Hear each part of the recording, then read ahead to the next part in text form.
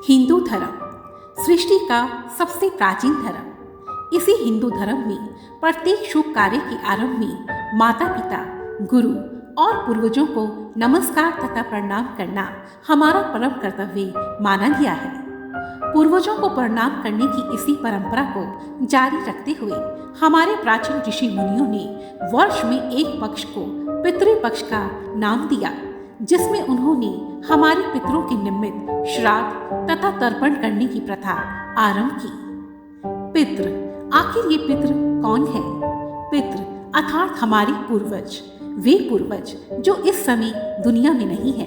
ये वे पूर्वज हैं जो मुक्ति प्राप्त न होने के कारण पितृलोक में निवास करते हैं और पृथ्वी पर रहने वाले अपने परिवारजनों से अत्यधिक स्नेह करते हैं।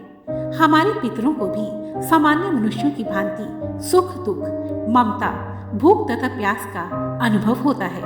पुराणों के अनुसार मृत्यु के देवता यमराज श्राद्ध पक्ष में जीव आत्मा को मुक्त कर देते हैं ताकि वे धरती पर अपने परिवारजनों के पास जाकर उनसे भोजन, तर्पण, वस्त्र इत्यादि ग्रहण कर सके। ऐसी मान्यता है कि पितृपक्ष में हम जो भी जल और अन्न पितरों के नाम से निकालते हैं उसे वे सूक्ष्म शुभ रूप में आकर ग्रहण करते हैं।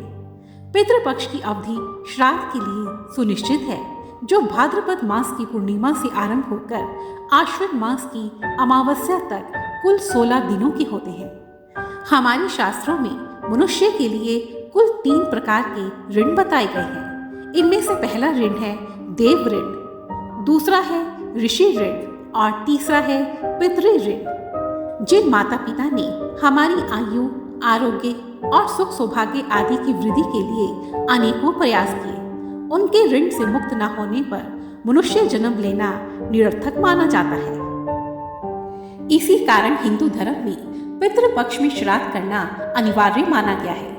श्राद्ध की महिमा का वर्णन हमारे कई धर्म ग्रंथों और पुराणों जैसे कि गरुड़ पुराण, विष्णु पुराण, वायु पुराण, महाभारत, मनुस्मृति इत्यादि में यथास्थान किया गया है। श्री वेद व्यास जी द्वारा रचित महापुराण गरुड़ पुराण में यह वर्णित है कि श्राद्ध कर्म से संतुष्ट होकर पितृगण मनुष्य को आयु, पुत्र, यश, स्वर्ग, कीर्ति, पुष्टि, बल, वैभव, पशु, सुख, धन और धान्य प्रदान करते हैं। गरुड़ पुराण के अनुसार विश्वदेव और अग्निशावा नामक 2 दिव्य पितृ हैं। दोनों ही नाम गोत्र के सहारे अर्पित की हुई वस्तुओं को पितरों तक पहुंचाते हैं। गरुड़ पुराण में श्राद्ध की महिमा का वर्णन करते हुए यहाँ तक लिखा गया है कि श्राद्ध में भोजन करवाने से पूर्व जो आचमन किया जाता है तथा पांव धोए जाते हैं, उसी से पितृगण अति संतुष्ट हो जाते हैं। बंधु बांधवों के साथ अन्न जल से किए गए श्राद्ध की तो बात ही क्या, केवल श्रद्धा प्रेम से श्राद्ध के द्वारा किए गए श्राद्ध से भी पितृ तृप्त हो जाते हैं। उसी प्रकार ब्रह्म पुराण में भी यह वर्णित है कि जो व्यक्ति श्राद्ध के द्वारा भी श्रद्धा भक्ति से श्राद्ध करता है तो उसके कुल में कोई भी दुखी नहीं होता। श्रद्धा एवं विश्वास पूर्वक किए गए श्राद्ध में पिंडों पर गिरी हुई पानी की नन्ही नन्ही बूंदों से पशु पक्षियों की योनि में पड़े हुए पितरों का पोषण होता है।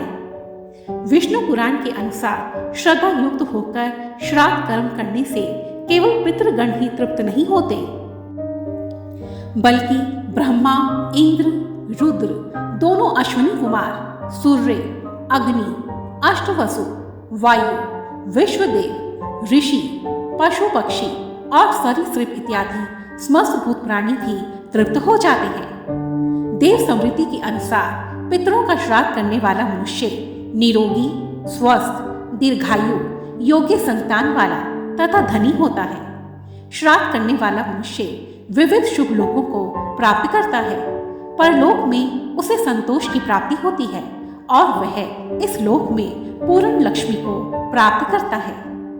इसके अतिरिक्त हमारे हिंदू धर्म में दूसरे कई वेद पुराणों और धर्म ग्रंथों में भी श्राद्ध की महिमा का बहुत ही सुंदर वर्णन किया गया है।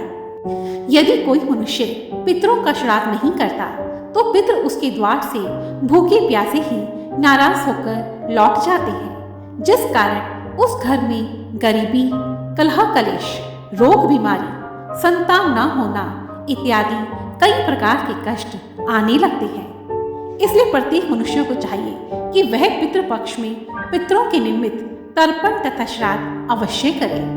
ऐसा करने से पितृगण प्रसन्न होते हैं और हमें आशीर्वाद देते हैं, जिस कारण हमारे घर में सुख, सौभाग्य, शुभ लाभ तथा लक्ष्मी का वास होता है। जय पितृदेव, जय पितृदेव। धन्यवाद। और यदि आपको यह वीडियो पसंद आई है तो प्लीज मुझे कमेंट सेक्शन में जरूर लिखें और मेरी ऐसी ही दूसरी वीडियोस को देखने के लिए रेड कलर के बटन को प्रेस कर मेरे इस चैनल को सब्सक्राइब करें और साथ ही बेल आइकन को भी जरूर दबाएं ताकि मेरी आने वाली सभी वीडियोस की नोटिफिकेशंस आपको टाइम पर मिलती रहे। धन्यवाद। जय माता दी।